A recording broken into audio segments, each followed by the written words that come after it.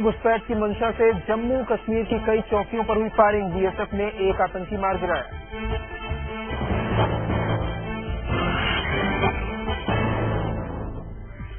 नमस्कार, आप देख रहे हैं लाइव इंडिया और मैं हूं आपके साथ रोशन मिश्रा। 7 PM इंडिया पर हम बात करेंगे देश और दुनिया से जुड़ी तमाम अहम खबरों की।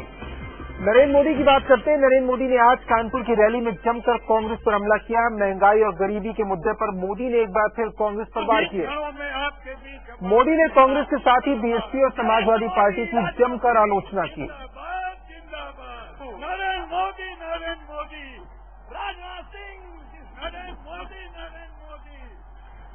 तो नरेंद्र मोदी ने मिशन यूपी की शुरुआत कर दी। आज कानपुर से इन रैलियों का शंखनाद किया। भारी संख्या में उन्हें सुनने के लिए लोग पहुंचे।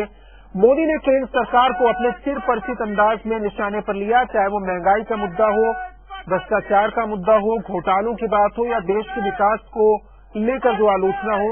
मोदी ने हर एक मुद्दे पर सरकार को घेरा है। इस दौरान पार्टी के राष्ट्रीय अध्यक्ष राजनाथ सिंह भी उनके साथ मौजूद थे।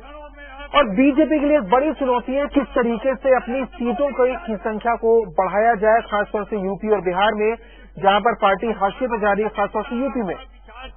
यहां पर मोदी के लिए एक बड़ी जिम्मेदारी होगी पार्टी के संगठन को मजबूत करने की और पार्टी के खोए हुए जनाधार को वापस पार्टी के वोट में जोड़ने की।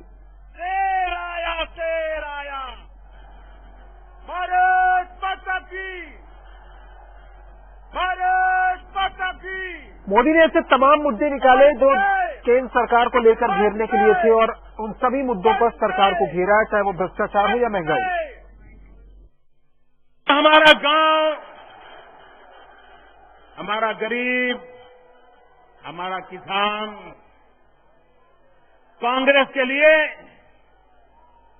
ये सिर्फ मजाक का विषय बन गया है। आप देखिए कांग्रेस के नेताओं की भाषा देखिए। वो शाहजादे कहते हैं कि गरीबी बरीबी कुछ नहीं होता है, ये तो सिर्फ मन की अवस्था होती है, स्टेट ऑफ माइंड। भाइयों बहनों, जो सोने की चम्मच लेकर के पैदा हुए हैं उनको गरीबी क्या होती है पता कैसे है।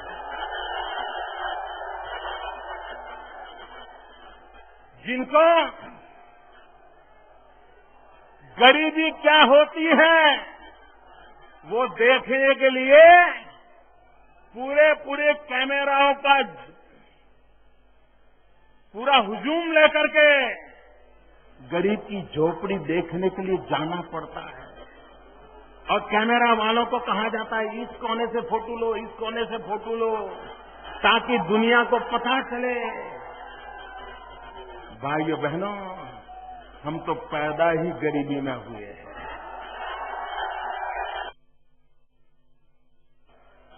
क्या कभी देश के प्रधानमंत्री ने महंगाई रोक नहीं पाने के लिए एक शब्द भी बोला है? क्या कभी मैडम सोनिया जी ने महंगाई कम नहीं कर पा रही इसके लिए दुख जताया है?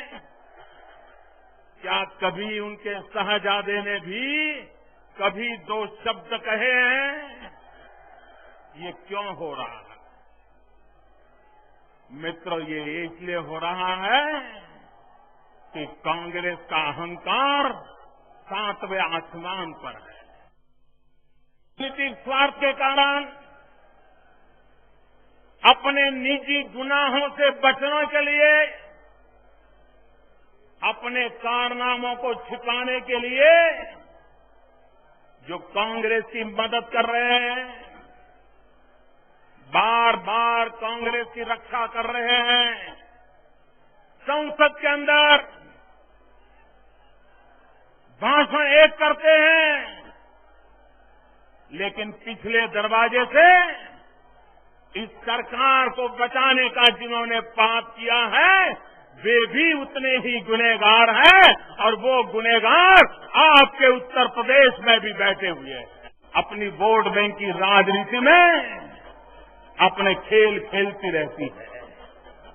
और मैंने सुना है इन दिनों जिन पर आतंकवाद के गंभीर आरोप लगे हैं, ऐसे लोगों को भी जेल से रिहा करने के कारनामे तैयार हो रहे हैं।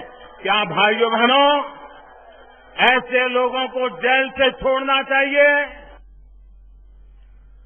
मोदी के हमले के थोड़ी देर बाद कांग्रेस ने भी मोदी का जवाब दिया। पार्टी नेता रेणुका चौधरी ने कहा कि मोदी गरीबी और भुखमरी के बारे में ना बोले, क्योंकि उनके राज्य इस मामले में खुद उनका राज्य पीछे है। उनके अपना कुछ सोच विचार है क्या? हर रैली में हमारे नाम लेके मातम करता है। खुशी की बात है कि उनके गुजारा नहीं होती सिवाय कांग्रेस का नाम और मैडम सोनिया गांधी और प्रधानमंत्री का नाम बिना लिए, तो बहुत अच्छी बात है। और उनके सलाह अगर आप सोचेंगे और सुन रहे हैं सब कुछ, तो फिर बहुत डरने की बात है। हिंडाल्को कोल ब्लॉक आवंटन पर पीएमओ ने आखिरकार अपनी सफाई पेश की। हालांकि इस सफाई में पीएमओ ने सारा ठीकरा उस वक्त के कोयला सचिव पीसी पारेख पर ही छोड़ दिया है।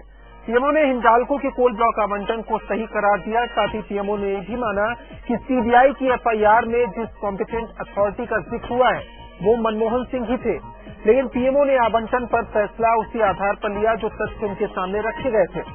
पीएमओ ने कहा कि सीबीआई चाहे तो इस बात की जांच कर सकती है और चाहे तो इसकी जानकारी भी मांग सकती है।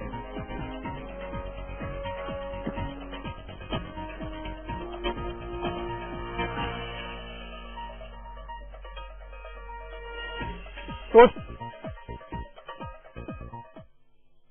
ये जो वक्तव्य दिया है प्रधानमंत्री कार्यालय ने, इसकी जगह प्रधानमंत्री कार्यालय से आज प्रधानमंत्री जी का त्यागपत्र आना चाहिए था।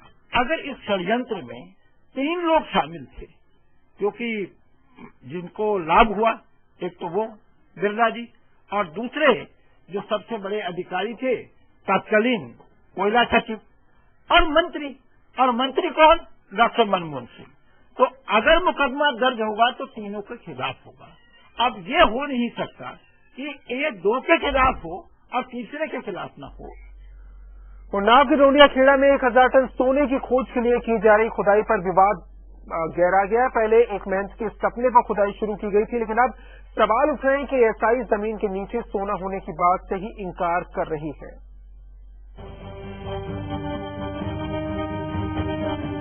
उन्नाव की खुदाई में कोई खजाना नहीं मिलने वाला। बक्सर की जमीन के अंदर कोई सोना नहीं है, ये कहना है एएसआई का। ये वही एएसआई है जो शुक्रवार से उन्नाव की जमीन में खुदाई का काम कर रही है। शनिवार को एएसआई के निदेशक ने ये साफ कर दिया कि जमीन के नीचे कितनी ही खुदाई क्यों न हो जाए, लेकिन इस जमीन में ना तो कोई सोना है और न ही किसी राजा का कोई खजाना। देखिए, हिंदुस्तान में आर्कियोलॉजिकल सर्वे ऑफ इंडिया के अलावा सारी यूनिवर्सिटियों ने खुदाई की है, स्टेट गवर्नमेंट ने खुदाई किया है, लेकिन इस तरह का जैसा इसमें आ रहा है, ऐसा कभी भी किसी भी खुदाई में इस तरह का इतना गोल्ड नहीं मिला है। गोल्ड मिले हैं जरूर, लेकिन वो एक्सीडेंटल मिले हैं। कहीं किसी के मकान में मिल गया, किसी के छोटे मोटे किले में भी मिले हैं, कहीं थोड़ा बहुत पॉइंट्स मिल गया। ऐसे जैसे कि ये दिखा रहे हैं कितने क्विंटल, इतने ये, ऐसा कोई मिलने का सवाल ही नहीं पैदा। ये वही एएसआई है जो कल तक ये दावा कर रही थी कि खुदाई के बाद 1000 टन नहीं तो कुछ सोना जरूर निकाला जाएगा। एएसआई ने भले ही 1000 टन सोने की बात से अपने हाथ पीछे खींच लिए हों, लेकिन सरकार को अब भी उम्मीद है कि एएसआई की मेहनत जाया नहीं जाएगी। If the Archaeological Survey of India has indeed undertaken this particular enterprise, they must have done so based upon some empirical evidence which must be available with them. ASI तो सोना होने से इनकार कर पूरे मामले से पल्ला झाड़ने की कोशिश कर रही है, लेकिन सरकार को साधु के सपने में कुछ सच्चाई दिखाई दे रही है। यही वजह है कि तमाम वैज्ञानिक तथ्यों को नजरअंदाज कर खुदाई का काम अब भी चालू है। Monica Singh, Live India, Delhi. और लाइव इंडिया से खास बातचीत में एएसआई के निदेशक डॉक्टर सैयद जमाल हुसैन ने साफ किया कि उनके मिशन का शोभन सरकार के सपने से कोई लेना देना नहीं है। ये खुदाई खजाना हासिल करने के लिए नहीं की जा रही है। उन्नाव में 1000 टन सोने को लेकर खुदाई चली हुई है और वहाँ पर सवाल जो खड़ा हुआ है क्या वाकई 1000 टन सोना निकलेगा या नहीं। हमारे साथ खुद एएसआई के डायरेक्टर जमाल साहब आपसे जानना चाहेंगे कि 1000 टन सोने की जो बात कही जा रही है, आपको लगता है कि वहाँ निकलेगा या नहीं? सटीक सा सवाल है। एकदम सटीक सा सवाल दे रहे हैं कि इस तरह भारतवर्ष में आर्कियोलॉजिकल सर्वे ऑफ इंडिया ने या स्टेट उत्तर प्रदेश गवर्नमेंट ने जितनी भी खुदाइयां की हैं 1947 से आज तक इस तरह का इतने बड़े सोना कहीं कभी किसी भी जगह नहीं मिला। हमको जो मिलता है वही मिलता है जो आप लोगों ने उस जमाने में के जो लोग थे जो उन्होंने यूज किया और थ्रो कर दिया, फेंक दिया। ये छोटी सी एक रिंग मिल गई, एक बैंगल मिल गया, इस तरह की, या इक्का दुक्का सिल्वर कॉइन निकल गया, एक गोल्ड का भी कॉइन निकलता है, इक्का दुक्का चीजें मिलती हैं। जमाल सर, आप कह रहे हैं कि मिलना बहुत इम्पॉसिबल है, लेकिन फिर ये फाइंडिंग की खजाना खुदाई क्यों, मतलब ये फिर इसका तर्क क्या है? देखिए, तर्क ये है कि पहले हम सर्वे करते हैं, उस पूरे एरिया का सर्वे करते हैं और उस पर्टिकुलर साइट का हमारी टीम जाकर सर्वे करती है। तो सर्वे में जो भी फाइंडिंग्स होती है सरफेस की फाइंडिंग से, वो हमको एक आइडिया लग जाता है इस साइट के ऊपर कौन कौन से कल्चर डेवलप हुआ। तो पांचवी देख के हम बता देते हैं ये कुषाण पीरियड की है, ये मॉडर्न पीरियड की है, ये हड़प्पन पीरियड की, जो भी है। तो एक दूसरे को उसका तालमेल दिखाने के लिए कि कैसे डाउनफॉल हुआ, फिर हम एक खुदाई करते हैं। और अब बात आसाराम की। आसाराम को आज गांधीनगर सेशन कोर्ट ने 22 अक्टूबर तक के लिए पुलिस रिमांड पर भेज दिया है। कोर्ट में पुलिस ने आसाराम पर सहयोग न देने का आरोप लगाते हुए 10 दिन की रिमांड मांगी थी। इसके साथ ही पुलिस ने कोर्ट में ये भी बताया कि आसाराम ने आश्रम में जबरन गर्भपात कराया था। पुलिस के मुताबिक ये खुलासा तब हुआ जब पीड़ित के सामने आसाराम से पूछताछ की गई।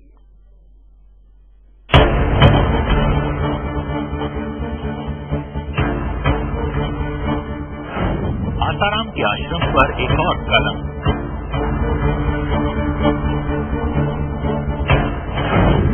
आश्रम में गर्भपात कराने का आरोप। जैसे जैसे दिन बीत रहे हैं, आसाराम, उनके बेटे नारायण साईं और उनके आश्रम पर नए नए आरोप लग रहे हैं।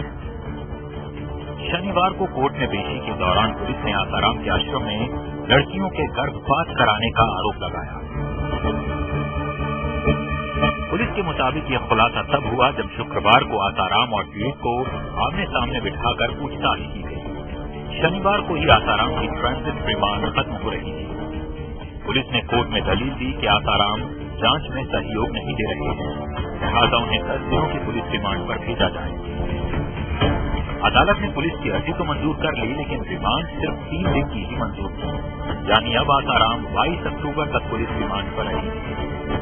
आज पुलिस ने रिमांड एप्लीकेशन जो है मतलब दी है और उसके अंदर पहला ग्राउंड ये था कि एक्यूज कोऑपरेट नहीं करता है, लेकिन उसका जवाब मैंने इस तरह दिया था कि एक्यूज किस तारीख को कितने बजे किस जगह पे कोऑपरेट नहीं किया उसका कोई रेफरेंस रिमांड रिपोर्ट में नहीं है।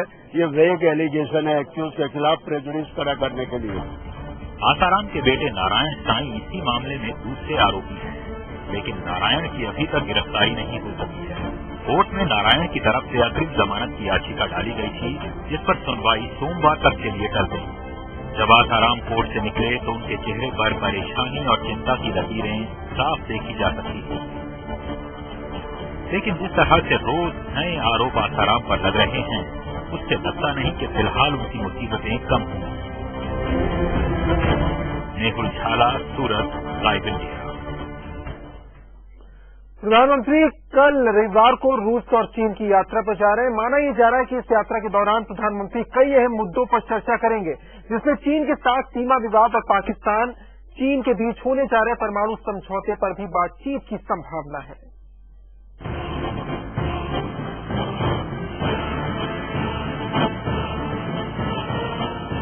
प्रधानमंत्री मनमोहन सिंह 20 अक्टूबर से रूस और चीन का दौरा करेंगे।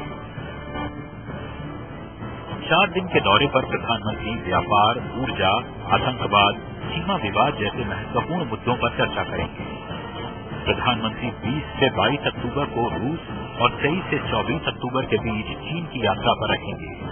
प्रधानमंत्री रूसी राष्ट्रपति व्लादिमीर पुतिन के साथ दोनों देशों के बीच कुडानकुलम परमाणु संयंत्र को लेकर एक करार पर भी हस्ताक्षर कर सकते हैं। साथ ही व्यापार, रक्षा मसलों पर चर्चा होगी और परमाणु जवाबदेही कानून पर भी बातचीत हो सकती है। जानकार इस दौरे को कूटनीतिक दृष्टि से महत्वपूर्ण मान रहे हैं। आखिर में चीन भी आतंकवाद से डरता है। उइघर जो वहाँ है वो हमला कर रहे हैं रूस के खिलाफ चेचन हमला कर रहे हैं, तो हमें और फुर्ती से करनी चाहिए। और ये भी करनी चाहिए कि जब हमारे प्रधानमंत्री चले जाते हैं, उसके बाद विदेश मंत्री, विदेश सचिव ये भी जाए। भारत और रूस परंपरागत दोस्त रहे हैं, लेकिन चीन के साथ सीमा विवाद दोनों देशों के बीच तनाव की सबसे बड़ी वजह रहा है। इसलिए सभी की निगाह प्रधानमंत्री के चीनी दौरे पर लगी हुई है। दोनों देश सीमा रक्षा सहयोग के समझौते पर हस्ताक्षर कर सकते हैं। दोनों देशों के बीच 4000 किलोमीटर लंबी विवादित वास्तविक नियंत्रण रेखा पर तनाव को खत्म करने के लिहाज से ये अहम समझौता है, लेकिन विशेषज्ञ भारत के लिए इसे खतरनाक मान रहे हैं और प्रधानमंत्री की इस यात्रा पर सवाल खड़ा कर रहे हैं। बॉर्डर डिफेंस कोऑपरेशन एग्रीमेंट में एक क्लॉज है जिसकी बात हो रही है कि अगर चीन, आप ये सुसाइडल पैक्ट साइन कर देते हो, जिसके लिए चीन बहुत उतावला है, तो चीन की जो पेट्रोल है अंदर आके बैठ जाती है कि ये हमारा लाइन ऑफ एक्चुअल कंट्रोल का परसेप्शन है, जैसे डिस्पांग में बैठ गए थे। आप उनके ऊपर फायरिंग नहीं कर सकते, आप उनको निकाल नहीं सकते, आप उनको तंग नहीं कर सकते, आप उनको उनकी पेट्रोलिंग को शैडो नहीं कर सकते। तो ये क्या सुसाइड नहीं कमिट कर रहा है देश? मनमोहन चीनी प्रधानमंत्री के सामने अरुणाचल के लोगों को स्टेपल वीजा देने पर भी एतराज जाहिर कर सकते हैं। साथ ही नदियों पर बांध बनाने, व्यापार घाटा कम करने पर भी चर्चा हो सकती है। चीन पाकिस्तान को न्यूक्लियर पावर प्लांट देने की योजना बना रहा है, जिस पर भारत कड़ा रुख दिखा सकता है।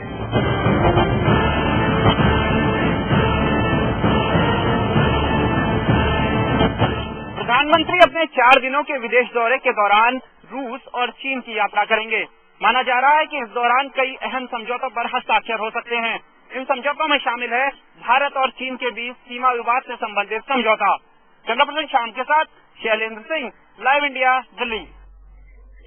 और 7 PM इंडिया में यहाँ रुकेंगे एक छोटे से ब्रेक के लिए। बहुत जल्द लौटते हैं कुछ और खबरों के साथ। आप देखते रहिए लाइव इंडिया।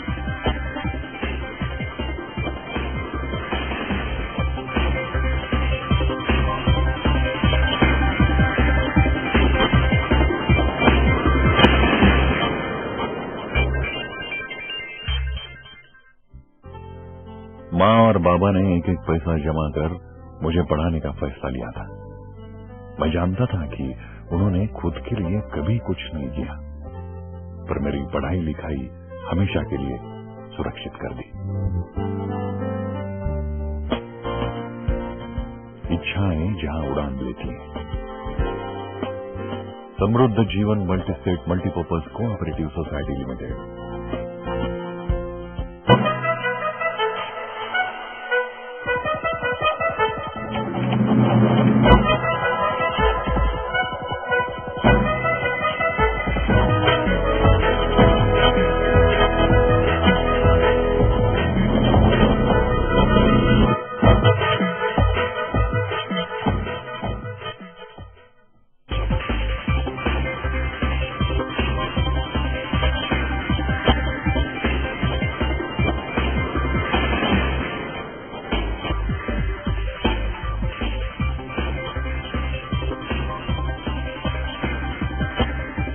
स्वागत है ब्रेक के बाद आपका।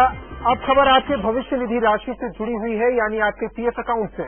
दरअसल देश के 30% पीएफ अकाउंट का स्टेटस नेगेटिव दिखा रहा है, यानी 2.5 करोड़ लोगों का पीएफ अकाउंट का बैलेंस नेगेटिव हो गया है।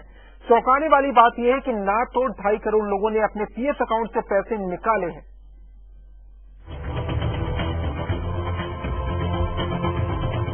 2 करोड़ में अकाउंट्स में ऐसा देखा गया है कि ऐसी नेगेटिव एंट्रीज हैं। उन नेगेटिव एंट्रीज के ऊपर अब हमने काम करना शुरू किया है कि ये नेगेटिव एंट्रीज के ऊपर पूरा हम छानबीन करें और इसको समाप्त करें। प्रोविडेंट फंड अकाउंट ऑर्गेनाइजेशन बिल्कुल सतर्क है, बहुत अच्छी तरह काम कर रही है। इसमें जो आपको इंटरेस्ट रेट भी मिल रहा है या जो डिविडेंड मिल रहा है वो भी बहुत अच्छा मिल रहा है और आपका पैसा बहुत सुरक्षित है। ये है पीएफ कमिश्नर के जालन, जिन्होंने खुद माना है कि पीएफ अकाउंट में गड़बड़ियां हुई हैं। भले ही कमिश्नर साहब ये न बताएं कि गड़बड़ी के आंकड़े क्या हैं, लेकिन हम आपको बता दें कि पीएफ अकाउंट में कुल 2.5 करोड़ लोगों के अकाउंट नेगेटिव हो गए हैं। यानी कि देश के करोड़ों लोगों के भविष्य निधि खाते में पैसे कम नहीं बल्कि नेगेटिव हो गए हैं। वैसे पीएफ कमिश्नर इस गड़बड़ी को मामूली मानवीय भूल बता रहे हैं। पीएफ के जो ऑफिसर्स बैठे हुए ना, जो कमिश्नर वगैरह, उनकी सब मिली भगत होती है, क्योंकि हम भी करीब 2008 से मैं इस प्रॉब्लम से झेल रहा हूँ। मतलब ये केयरलेसनेस जरूर मैं कहूँगा, पर साजिश इसको नहीं मान सकता। हम उम्मीद करते हैं कि पीएफ कमिश्नर की बात सही हो, क्योंकि देश का हर इंसान अपनी पूरी जिंदगी की कमाई में से एक बड़ा हिस्सा पीएफ अकाउंट में जमा कराता है ताकि वो अपने भविष्य की जिंदगी सही से गुजार सके। लेकिन पीएफ अकाउंट में करोड़ों की गड़बड़ी की खबर से लोग परेशानी में आ गए हैं। सूत्रों की माने तो पीएफ अकाउंट उन लोगों का नेगेटिव हुआ है जिन्होंने कुछ सालों में अपनी नौकरियां बदली हैं और अपना पीएफ अकाउंट ट्रांसफर नहीं कराया है।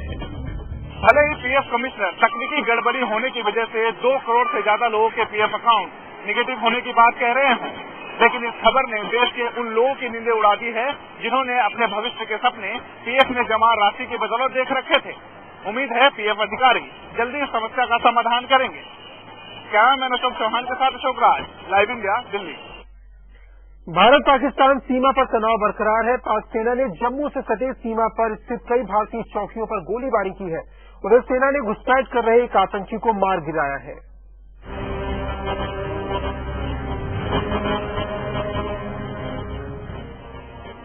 आतंकियों को देश की सीमा में घुसाने के मकसद से पाकिस्तानी सेना और पाक रेंजर्स लगातार भारतीय सीमा चौकियों पर फायरिंग कर रहे हैं। पाक सेना की इस गोलाबारी में बीएसएफ के 2 जवान घायल हो गए हैं। पिछले 24 घंटे में 5 बार संघर्ष विराम तोड़ने वाले पाकिस्तानी रेंजर्स ने जम्मू और सांबा जिलों में अंतर्राष्ट्रीय सीमा पर आरजपुरा, परगल, सांबा इलाकों में सीमा चौकियों समेत कई रिहायशी इलाकों में गोलीबारी की। इससे गांव वालों में दहशत है और वो गांव छोड़ने पर मजबूर हो रहे हैं। हालांकि इस गोलाबारी के दौरान बीएसएफ ने घुसपैठ कर रहे एक आतंकी को मार गिराया है। पिछले 2 दिनों से हमारे पास लगातार हमारे के द्वारा खबरें दी जा रही थी कि जो वातावरण जम्मू आईबी में बना हुआ है उसमें मिलिटेंट जो है बॉर्डर्स में क्रॉसिंग का कोशिश कर सकते हैं। इसी से हमारे सारे ट्रूप जो थे वो ड्यूटी पर अलर्ट थे। तो रात में तकरीबन जो है 10 बजे के आसपास एक सस्पिशियस मूवमेंट देखा गया। पाक सेना ने जम्मू के आरएसपुरा सब सेक्टर में खरकोटा, खरकल, एएमके, मंगलार, सांबा सेक्टर में रीगल और राजपुरा और निकोबाल सीमा चौकी पर गोलीबारी की। सीमा क्षेत्र की रक्षा कर रहे बीएसएफ जवानों ने भी हरकत में आते हुए कड़ी जवाबी कार्रवाई की, जिससे दोनों तरफ से गोलाबारी हुई। इसमें एक घुसपैठिया मारा गया है। पाकिस्तानी सेना ने गुरुवार को जम्मू जिले के नजबाल परगवाल क्षेत्र में नियंत्रण रेखा के पास नागरिक क्षेत्रों में गोलाबारी की। इससे 3 बच्चों सहित 5 लोग घायल हो गए। Every winter, people from across the border, especially the Taliban and Lashkar-e-Taiba, and this time many more come across and get into the valley before the passes close. Now this is not a new situation. सीमा पर जारी तनाव के मद्देनजर गृह मंत्री सुशील कुमार शिंदे 22 अक्टूबर को अंतर्राष्ट्रीय सीमा के पास के क्षेत्रों का दौरा कर सुरक्षा स्थिति की समीक्षा करेंगे। 16 अक्टूबर को पाकिस्तानी सैनिकों ने उरी बेल्ट के कमालकोट क्षेत्र, पुंछ क्षेत्र के कृष्णा गति एवं भीम भेरगली सब सेक्टर तथा सांबा में अंतर्राष्ट्रीय सीमा के पास मांगू तक एवं खटाब सीमा की बाहरी चौकियों पर गोलीबारी कर संघर्ष विराम का उल्लंघन किया था। Manish Shukla, live India, Delhi. और अब बात मोहाली वनडे की। मोहाली वनडे में टीम इंडिया और ऑस्ट्रेलिया के बीच कांटे की टक्कर चल रही है, लेकिन इस कांटे की टक्कर में जीतेगा कौन, ये तो 9 बजे ही पता चल पाएगा। लेकिन आज इस मुकाबले में कप्तान धोनी ने दमदार खेल दिखाया। धोनी ने शानदार शतक लगाते हुए न सिर्फ रनों की नाबाद पारी खेली, बल्कि धोनी का शानदार शतक ही रहा, जिसकी बदौलत टीम इंडिया ऑस्ट्रेलिया को 304 रनों का लक्ष्य देने में कामयाब रही। धोनी की ये पारी इसलिए भी अहम रही क्योंकि जिस वक्त धोनी विकेट पर आए थे उस समय टीम इंडिया का स्कोर 154 रन पर 6 विकेट था। लेकिन धोनी ने धैर्य दिखाया और शानदार पारी खेलकर नाबाद लौटे। धोनी ने अपने करियर का 9वां शतक लगाया। साथ ही मोहाली में शतक के उस सूखे को खत्म किया जिसे धोनी से पहले कोई भी भारतीय खिलाड़ी अंजाम नहीं दे पाया था। धोनी ने पहले सिर्फ सचिन ही मोहाली में 99 रन की पारी खेल सके थे।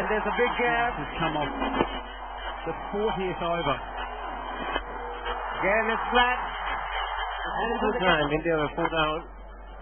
Hurt his ankle early in the innings, but that has not stopped him from contributing. और इसी के साथ 7 PM इंडिया में अभी के लिए फिलहाल इतना ही। आप देखते रहिए लाइव इंडिया, खबरें लगातार जारी हैं।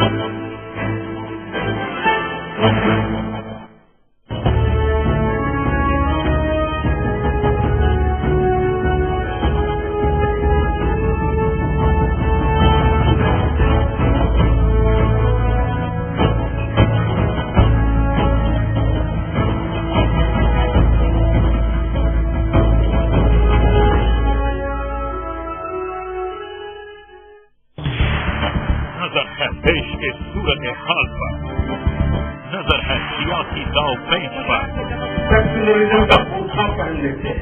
नजर है जनता से जुड़े सवालों पर। आम आदमी का खाना ही मुश्किल हो गया, महंगाई बढ़ गई है, हर 2 महीने के बाद 2 रुपया बढ़ रहा है।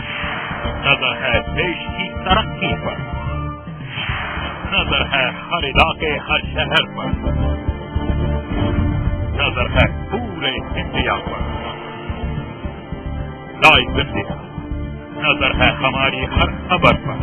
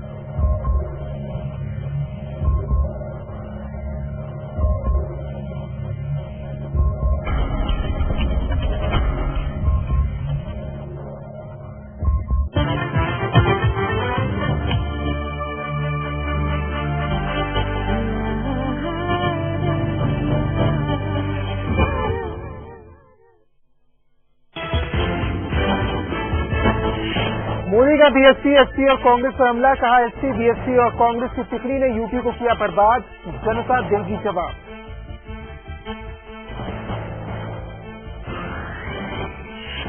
मोदी का राहुल गांधी पर निशाना, शहजादा क्या जाने गरीबी का हाल, कांग्रेस का जवाब, पहले गुजरात का कुपोषण देखे मोदी।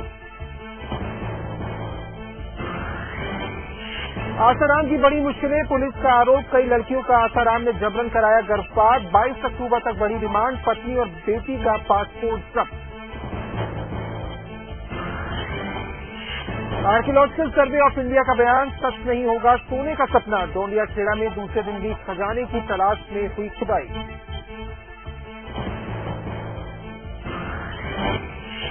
हिंडाल्को को हुए कोल आवंटन पर पीएमओ ने पारिक से के सर फोड़ा ठीकरा, कहा तथ्यों के आधार पर हुआ आवंटन, गड़बड़ी को लेकर सीबीआई ने बिड़ला पर लगाया था आरोप। मोहाली वनडे में धोनी के धमाके के बाद अब लय में लौटे गेंदबाज, 100 के स्कोर पर 3 कंगारुओं का किया शिकार।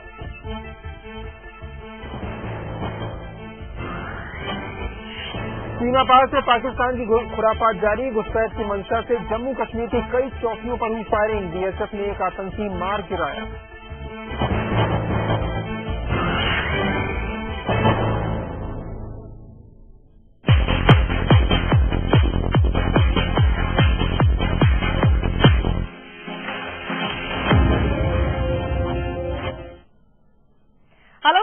हमारी इस खास पेशकश में आप सभी का स्वागत है। मैं हूं शाहिदा। आज हम बात करेंगे बॉलीवुड के उस हीरोइन की जो अपनी